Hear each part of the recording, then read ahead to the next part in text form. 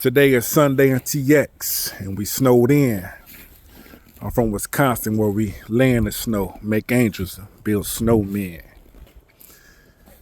We're familiar with ice, but not that type that kill and cause harm. I touch on that topic when the snow is gone and it's warm.